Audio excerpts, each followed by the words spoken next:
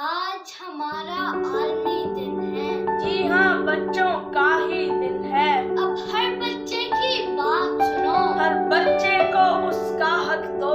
बच्चे बच्ची में फर्क न हो। उसकी शख्सियत गर्क न हो। हर बच्चे को तालीम मिले। घर और बाहर ताज़ीम मिले। ना भूख मिले ना प्यास मिले। उसे होने का एहसास मिले। शफ़क़त भी बुनियादी हक है। जी हाँ, इस बात में क्या शक है।